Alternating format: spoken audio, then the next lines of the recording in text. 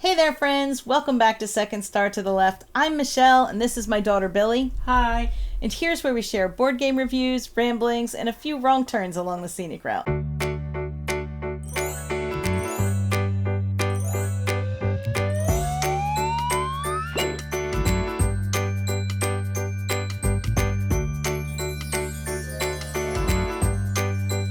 We are back with our final video in our top 50 board games of all time, at least for now, series. The top 10. We're at the top 10. So if you haven't seen some games and you're waiting for them, maybe they're up here, or maybe you're going to yell at us in the comments. It's one of those two things. But we have had a lot of fun doing this. It was a definite labor to put them together because ranking over 360 some odd games takes a very long time. It took a while. It took a toll. And for me, it was, fun. And for Billy, it was ADHD hell. But she did it. I did it. She did it. So we are on our top 10. I'm going to start. And if you haven't watched the other ones, go ahead back and watch them, especially if you're looking for a game that you think we should have mentioned. It might be back there. You don't know. Well, they might know if they just watched it. Well, if they watched it, they know. But if they didn't watch, they won't know. My number 10 is Trailblazers. Really? It is. I adore playing this game in person. We got the nifty little travel clamshell edition, which packs all of the game in here. And we even have the expansion in here, but it's the flat pieces, not the nifty bigger pieces.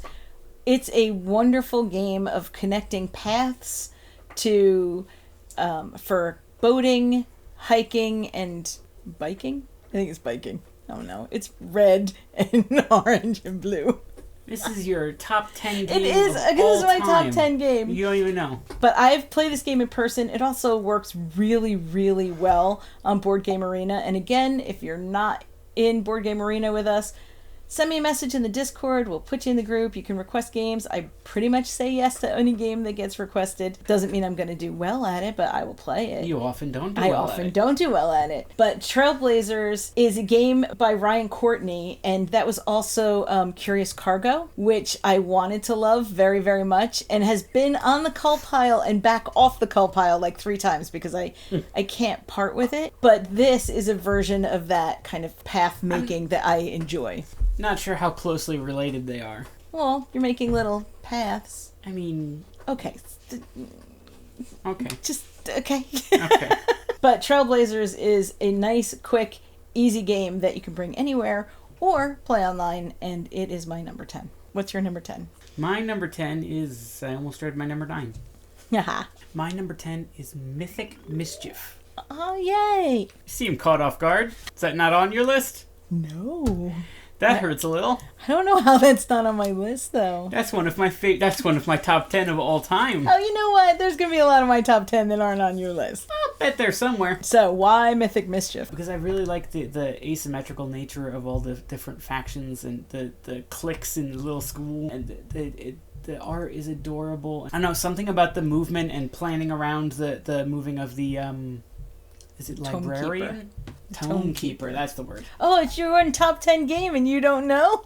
I knew the mechanics, I forgot the name. What? Alright. Something about the way you plan around the Tome Keeper's programmed movements, it clicks very well with my brain in a way that I can often try to get other people trapped in corners. I have a lot of fun with it. It's just all around a fun game. We have the original expansions, but we don't have the ones that came out later. But we do have all the originals, so we have all the different little cliques, the ghouls and ghosts and vampires and witches. It's definitely a strategy game that hurts my brain and works really well for Billy, but I still enjoy. There's a couple of those in my top 10. Weird. That's why they're in your top 10. It's weird how that happens. Top 10. My number 9 is a newish game to us, and it is a teeny little game called Sea Salt and Paper. Ooh. We have brought this game everywhere. We have an extra copy so that we can just travel with one and keep one here. The reason that I bought this game, honest, straight up reason that I bought this game was the little origami art on the cards because it's beautiful and it's adorable. That is the reason that I bought it. That is not the reason that we keep playing it. The reason we keep playing it is it's this nice little card game. It's kind of a set collection and a press your luck because the way to end the round is to bet that your hand is better than everyone else's. Otherwise, you could keep going for a little bit. So there's two ways to end a round. One, you just say stop and everybody puts their cards down and you score your points. Or you say last chance and everybody gets one more turn, and then you might not score all your points because maybe someone beats you. So you have to decide like how much better is your hand than the person next to you. It is a lot of fun. We play it everywhere. Setup is easy. You put the deck on the table, you're set up. That's it. We get to play this everywhere at conventions, when we travel. We've played it on an airplane. It's a really fun game.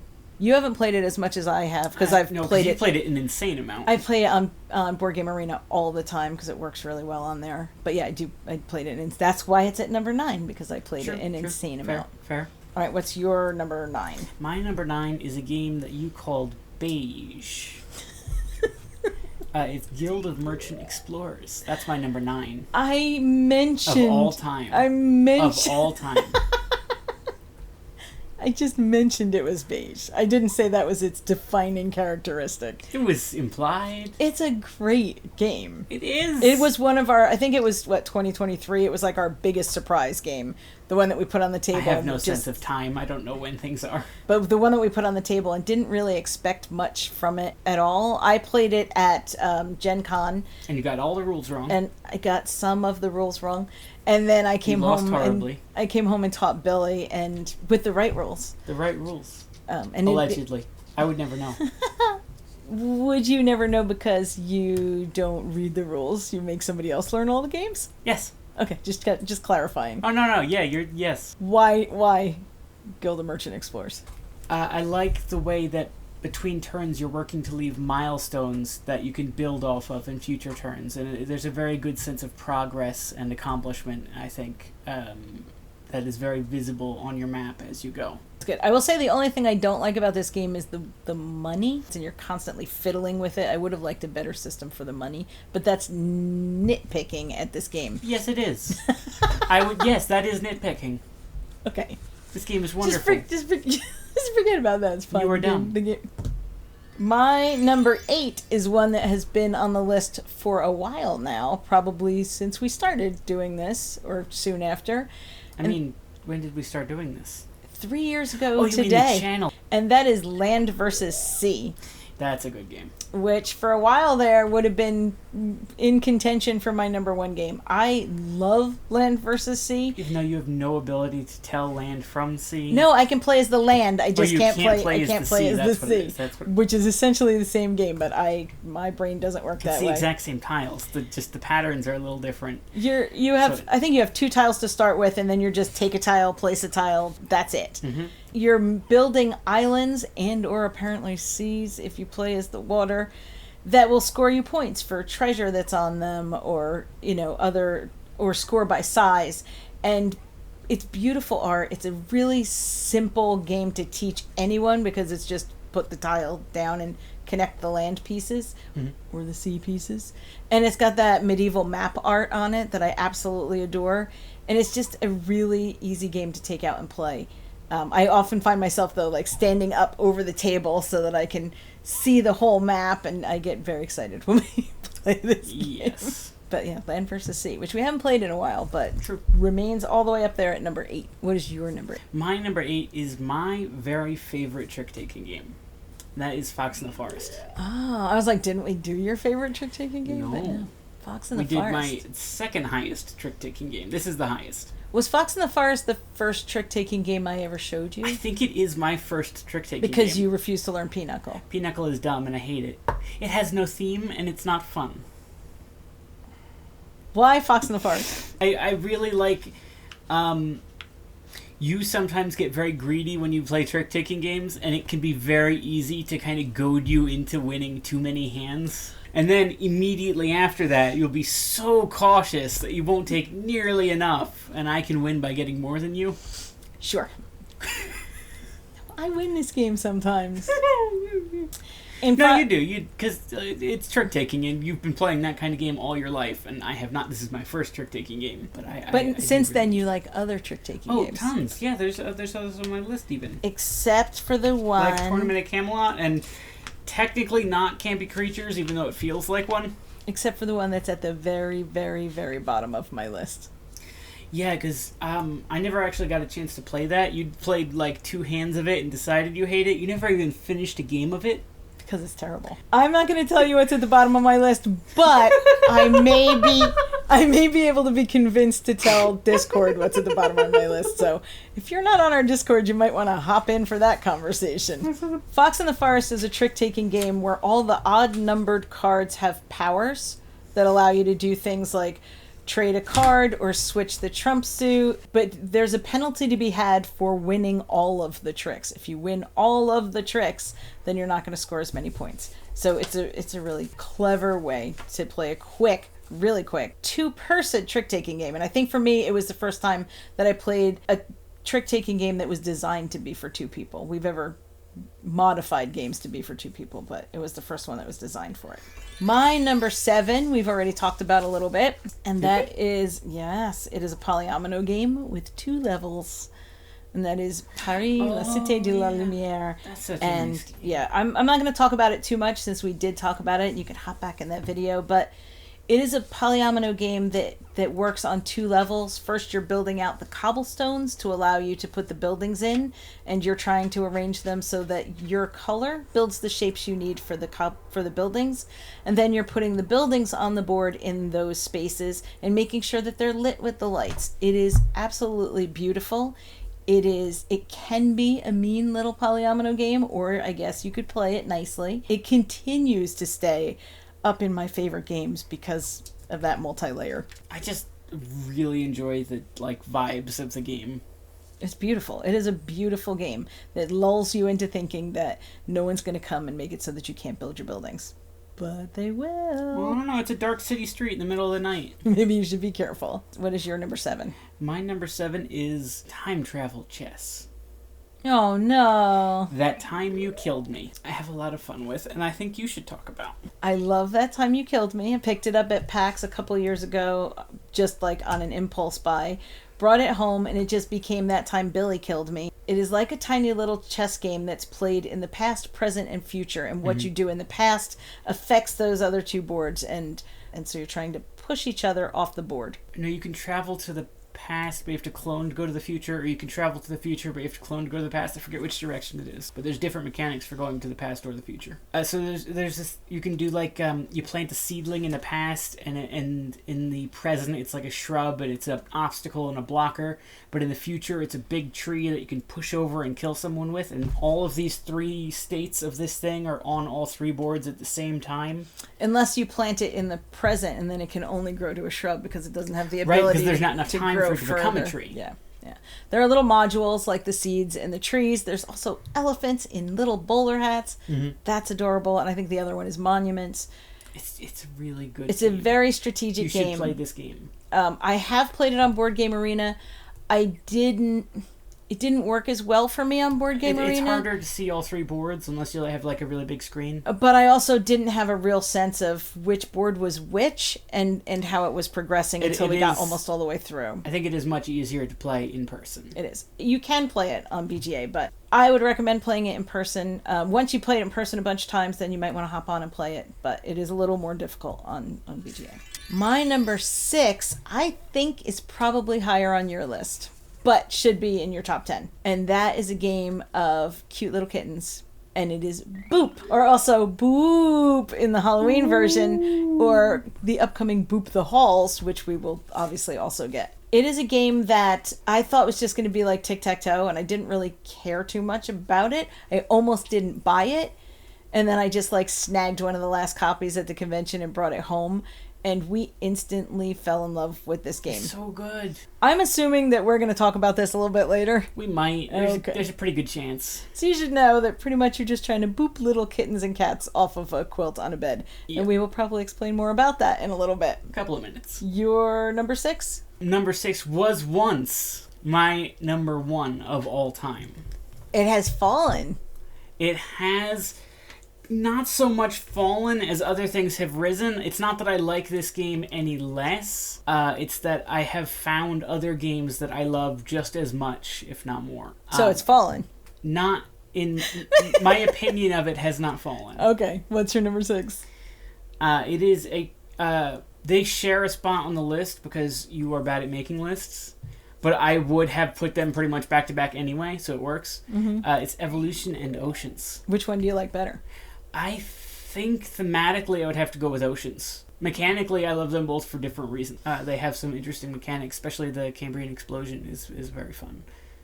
But sometimes you miss like flying in the little tide pool, and they all have their climate pros and cons. It's very fun. They're very unique games. I think they are both. One does not replace the other. I don't think I would play Evolution without climate anymore. No, I would definitely. Yeah, Evolution needs the expansions to me, I think. Mm-hmm. But and Oceans is just Oceans. Very good. It does have the expansion for solo.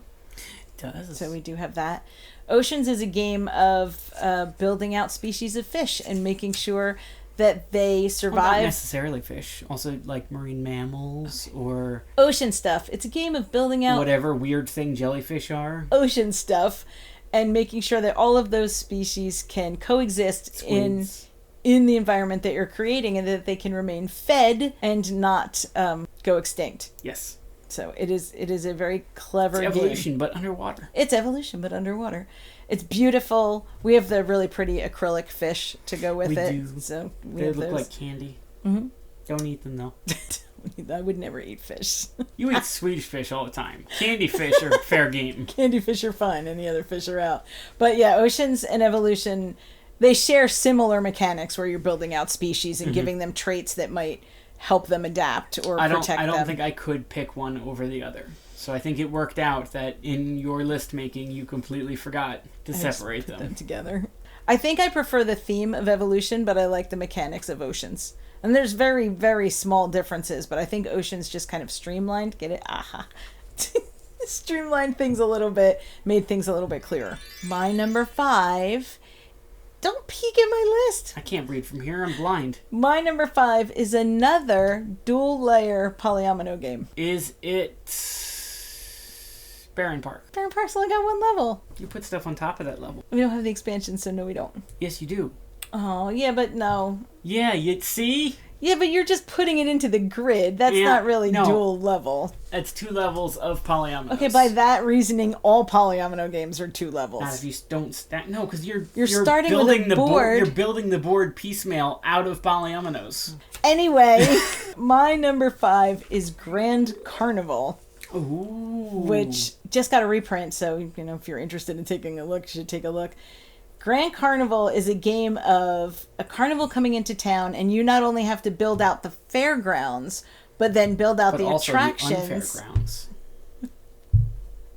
But then build out the attractions in a way that the guests can make it through the attractions, stopping and buying tickets, all the way up to the big top in a limited number of rounds. One of the things I love the most is the action selection, where you have these actions numbered 1 to 5, and you can only use each number once per round. So if you've already used your number 2 action, you have to wait until you use all the others, which means you can't just keep repeating an action for your own, best interest while everybody else can't. I got to meet Rob Kramer at ShyCon, so that was very exciting for me. I have a picture somewhere. Maybe if I find it, I'll throw it up there. You won't. I've shown this game to a lot of people, and I've never had anyone try it that didn't love it. I've played this game solo, which works really well. It is bright and it's colorful. I absolutely adore the artwork, and it's a different kind of theme and mechanics than any other polyomino that we have. I love this game. You should check it out. I wish it was on Board Game Arena so that I could play it with other people online, but if not, find someone who has a copy and play with them, because it's a really good game. Your number 5. My number 5 is a game that I feel like was designed just for me. Our first short on this channel was me reacting to its announcement. What might that be? It's Unmatched Adventures, Tales to Amaze. It's pulp heroes and cryptids and B-movie monsters, and it's very good. It is the co-op version of one of your other favorite games. Which has not been on my list so far. That's weird. Oh, wonder where that might be. It was on my list. Yeah, in the last it was. video. A little low on your list, I think. But, you It's know, you do you. unmatched. We have, like I said, we have every set of Unmatched except Bruce Lee. That's the only one we don't because have. that one's like, that was limited, and I don't think we can get that one. No. But we have all the others, and, you know, even though we say we probably have enough, we don't, and we will buy the next set when it comes out. Because I want to make She-Hulk fight Shakespeare, and you have to be able to let me do that. Who would win? This old man with a quill, or She-Hulk? The pen is mightier than the Hulk? I don't know. No. What it does is allow Billy and I to be on the same team and play Unmatched. Yeah, it lets us finally do co-op Unmatched. So that was kind of cool. It lets us fight against, like, the Jersey Devil, and the Blob, and Martian invaders, giant insects, Mothman. I do love the characters that we get to fight against. I do love that we can mix other pieces into it to play. And it just gives us another way to play one of our favorite games, which... Of the 4 characters that we got, the ones I already knew about, I loved getting, and the ones I didn't know about before, I genuinely loved hearing about for the first time and learning more about and looking up. I really do love all 4 of them. So we're looking forward to sets that are coming out soon, and we can't wait to play some more, even though we said we weren't going to buy more sets. My number 4 is a game that I feel like was designed for me, and that is Obsession. Ah, yeah. That's a pretty good game. It is just lovely, and it's such a wonderful tribute to, like, Downton Abbey and Pride and Prejudice and that whole kind of theme where you're just hosting these lovely lawn parties and garden parties and bowling parties, but not bowling like us. No, it's out on a bowling I choose green. to imagine that it's our kind of bowling. There's just alleys they set up. And your family maybe has a lot of reputation but not a lot of money. Or maybe it has a lot of money and not a lot of reputation, and you're trying to attract suitors. So if you throw the same boring old parties over and over again, well, you're not going to get any more attention from those suitors. So you're building up all the servants that you have, you're building up the property that you own, you're building up the friends and guests that are invited, and all the while trying to maintain your reputation and keep some money. And it's beautiful, and I absolutely love this game. And you can play this one on Board Game Arena. Nice. I am playing 2 games of it right now. Of course you are. What is your number 4? My number 4 is a game that when I first agreed to play it, I thought it was a different game entirely, and I was completely caught off guard. I didn't even expect the genre it was in. I thought I was agreeing to play Terra Mystica when it was offered to me, and I could not have been more wrong. But it is also a game that earned us 2 of our closest friends in the hobby, and that is Res Arcana. Res Arcana. Which we first played when Jeff and Jamie from Foster the Meeple taught to us. And now we play all the time. We do. It's my favorite engine builder. It is a really good engine builder. It's a fantasy game. Oh, for sure. But if you don't get your engine built in time, you're out. There's not enough rounds to get you there. We have always played with the random starting hand. Yes. And I have a lot of fun trying to find ways to make that work. You can either start by drafting your hand or by just dealing out a hand and trying to make what you got dealt to you work.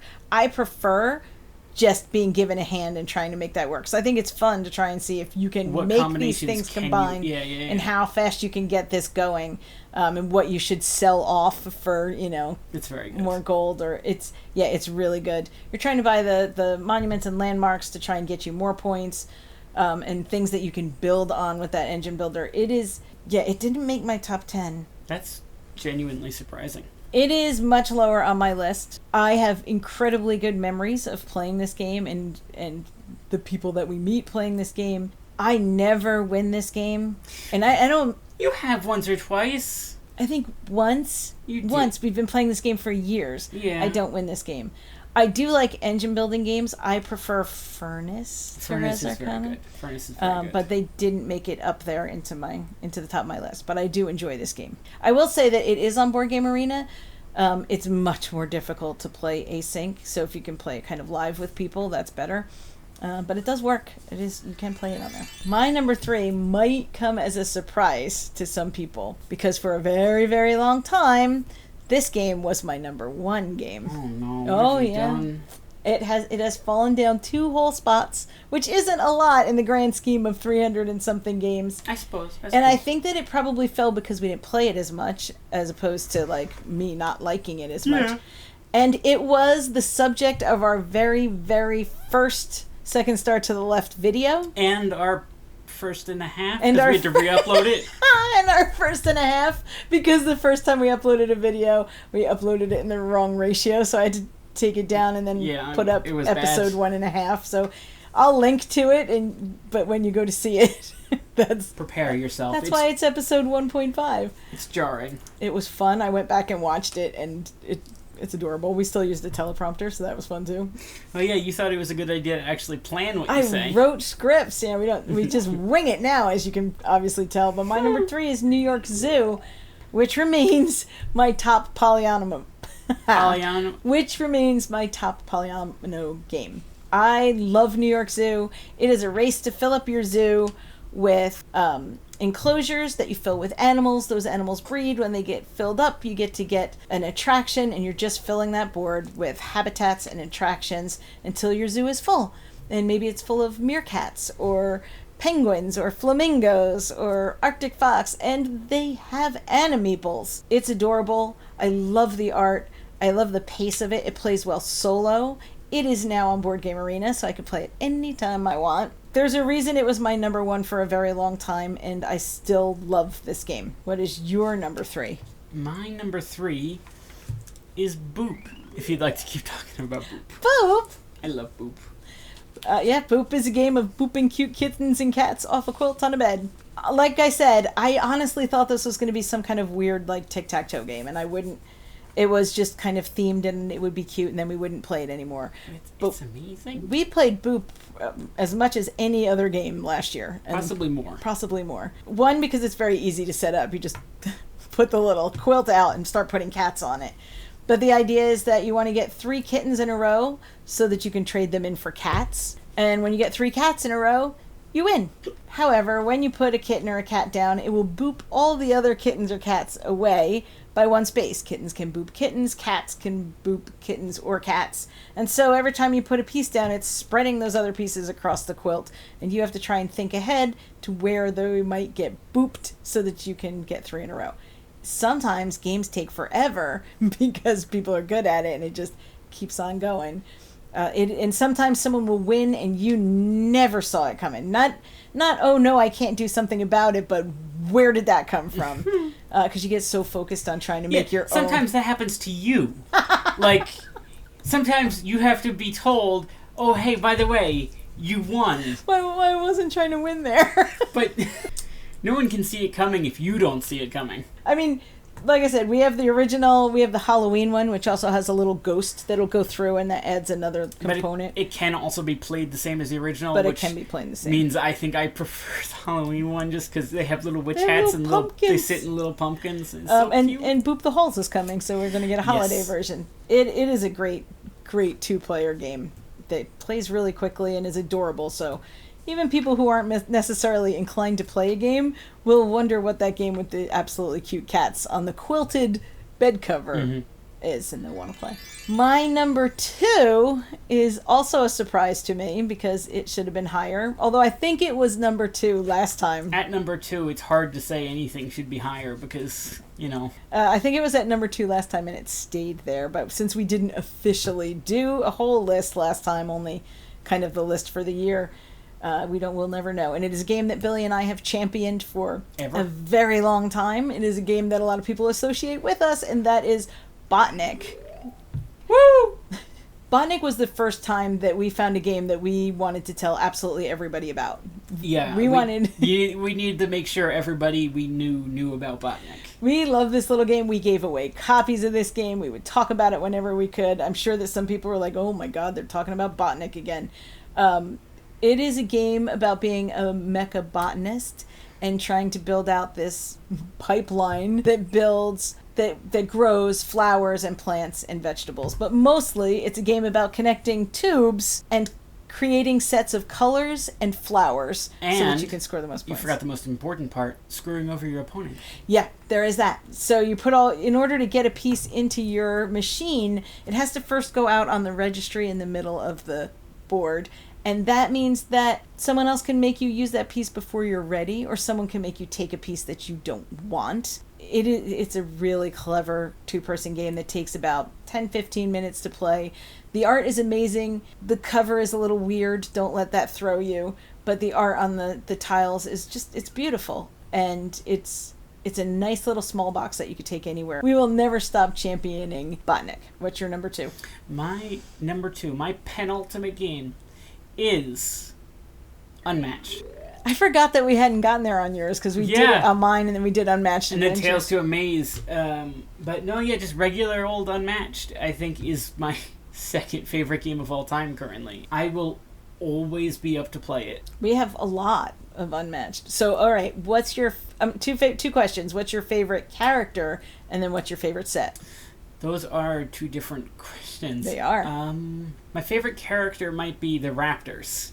Because I enjoy having the 3 heroes. The Wayward Sisters were a lot of fun because they control the same way, but I haven't played them enough yet to know. But my favorite character is the Raptors. My favorite set is definitely Buffy because it's Buffy characters. Buffy. I love it, and we get to fight in like Sunnydale, and it's fun to have Buffy like fight Raptors in Sunnydale High School because that feels like it could have been an episode. Mm-hmm. It's fun to have like Spike fight Alice in Wonderland. It's good. Yeah, I mean, we watched a lot of Buffy, still do, probably every fall watch through. We rewatch Buffy regularly. So there was no way that wasn't going to be one of our favorite sets. I like Cobble and Fog, too.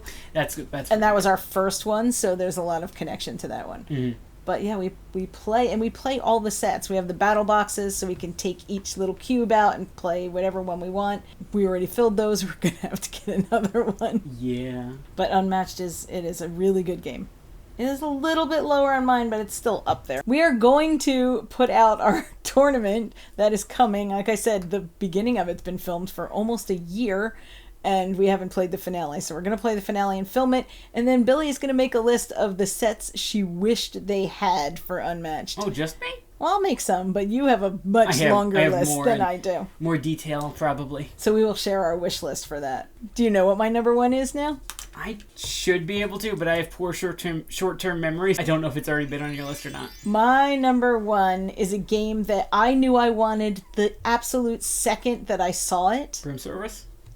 No, I did want that one too. I mean, there's a lot of games I want. Yeah, I mean, that's not... But this one specifically, I knew I wanted. The artwork is absolutely adorable, and the gameplay was something that I thought would be perfect for us. And that is Fit to Print. Yeah, that's such a good game. I chased this game down from the second that it was announced. I demoed it at conventions. I got to demo it with friends. I got to demo it with Doolin and Emily from Table Knots. We had a great time. Everybody in my family has played it and liked it, and that is unusual because not everybody in my family plays games with us all the time. True, some of them are lame. And it is the only game that Billy loves enough to play in real time. It is the only real-time game that I actively enjoy and want to play. You are adorable little woodland critters running a newspaper, and this is a game absolutely about trying to puzzle out what your newspaper will look like without being able to put those pieces on and test them out. You have to fill up the whole page kind of in your head while you're placing them on the desk until it's time to put them in your paper. When you call print and you put it on your paper, and then you get penalized for every one that you can't put in your paper, so you can't just take too many and pick what you want. And also you have to balance the good news, the bad news, the advertisements, the photos, the weather. All of these things have to be balanced out. And it starts out with a little Friday paper, moves to a bigger Saturday paper, and you flip the board and you do a really big Sunday paper. I adore this game. It was everything that I wanted it to be, and I have never had a complaint about it since the day we got it. I love it, and I would show it to anybody and play it with anybody, and it climbed over New York Zoo and Botnik to be my number 1 game. That's a lot. That is saying a lot here for anything to do that. I can't say enough good things about it. If you get a chance to play it. You will love it. It is just a lot of fun. Mm-hmm. What is your number 1? I want to know if you can guess. We don't have to put this all in the video because it might take you a while, but I do want to know if you can guess. I have a hint of what it is because I helped you. You did help me make the list, and you might remember. So I have a guess because you kept saying yes to that when we were doing the rankings. Yeah. So I don't want to ruin it though. So okay, so I have a guess. I'll tell you if I'm right. All right, my number one is a game that we have not played in forever, but mechanically, stylistically, the components wise, it is my favorite game, and that is X-Wing. Star Wars X-Wing. That's what I figured it would be. It is surprisingly lower on my list. Mm-hmm. The reason that it's lower on my list is because of how you move, and it's the programmed movement. The programmed movement is part of why I love it so much, I think. Because it's fun to try to plan around what you think the opponent is going to do, and you can try to bluff and make them think, oh, you're going to go that way, and then you go this way, and then... You zig when you should have zagged. Mm-hmm. And then sometimes, you turn into a meteor, you just go... Or, and hear me out, sometimes you don't know which direction the ship was pointed, and you wind up just going off into a corner and then not doing anything. Yeah, that does happen to you sometimes. I do really love this game, and we have everything for it. We have the nice Starfield playing mat. Yes. We have all the upgrades and expansions. The second edition expansion that we need to We do put need in. to upgrade. We still haven't upgraded the second edition, even though we have it. And we have all the extra ships, and we've got everything as it came out. I mean, there's been a ton of ships released since we stopped. You know that, right? Yeah. Well, we have all the ones till we were, we have a lot of ships. We have a lot of ships. So many ships. It is not like Unmatched where we have all of them. It is as close as you're going to get to me playing like wargaming. Wargaming. That's it. That's as close as you're going to get. Because you have the little templates that let tell you how far you have to move and things. And we did get the acrylic ones. We have every upgrade for this game. And we haven't played it in... We haven't played it in over forever. 2 or 3 years. I don't think we've played it since we started the channel. That's possible. It's my number one. Well, maybe you should get it all set up and put out here. That's a lot of work. My brain doesn't work. And that right there is why it's your number one game on the perfect day with the perfect group and the perfect spoons and no setup and no cleanup, because it's a wonderful game when someone else takes it all out and sets it all up and gets it all ready. Games like that don't get a lot of play around here because we don't often have that much energy, but it is a fantastic game. We will play it. So my thought is that we try to play through our top 10 games that overlap. So you don't want to play X-Wing with me? We can both play our number one games. Okay. We'll play our number one games, and then the next ones, the next top 10 that overlap, and we'll make a video and we'll try to rank them. Nice. So that's my plan. X-Wing wins. If X-Wing isn't in first place, if we ever do that video, it's because she cheated somehow. We'll put it in Pub Meeple and we'll have to agree. Okay. And then we each get one, veto. I know what I'm using mine on. What are you using yours on? Anything that opposes X-Wing. It'll only work once. That is our top 10. As it stands right now, don't ask us next week. It probably will change. Thank you for watching along with us as we did that. Our original intent was to put our Q&A in here, but we got some of the questions later on and we want to give everybody a fair shake. So we're going to do that either in another video or we're going to answer them in our Discord. So if you asked us a question, we did not forget. You can jump in our Discord. All the information will be down below. 3 years has gone by very, very quickly. No kidding. We have played a lot of games. We have made a lot of videos. Made a lot of friends. More importantly, we have made a lot of friends. And we thank all of you for all of the support that you have shown over the last 3 years. Whether it was by just watching one of these silly videos or, showing us how to do something or joining us in the Discord or playing a game with us or just being there. But thank you to everyone that we've met along the way in the last 3 years. We're not going to stop now. No. So thank you for watching. If you like what you see. Or if you'd like to keep watching until we get one right. Maybe next anniversary. Maybe next anniversary. Then like, subscribe, and share. As always, open tables, open minds, and play your shelves. Bye. It's the last one. Are you sad? I am. I mean, I'm not sad. I'm kind of excited because it's the last one, but also... What's you writing there? The song. Oh, okay. Why don't you show the people what you wrote? Oh, shut up. Wait, here. No, wait. Here we go. You're gonna have to get all of our top 10s now. You know No, that, I'm just right? gonna get this No, one. you're setting a precedent. You have to either get none of them Because or it all has a of them. thing. You have to get all of them or none of them. I'm gonna just do this one. Okay. Pinocchio's wonderful. If you like Pinochle, you're wrong and probably old. I'm not putting that in the video. But I'm right. You probably could It's guess. the crew. But stop! No! She hates the crew and she hates fun. She thinks Pinochle is awesome and the crew sucks. Okay. I, for one, don't know if I like the crew or not. I never got a chance to really play it. I'm putting all this in the bloopers now.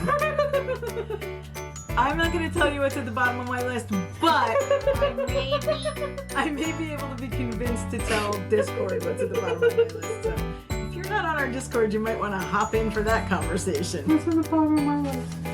I know what's at the bottom of your list. Oh, I feel bad now. Those are games that people we know like. I know. I can't say those out loud.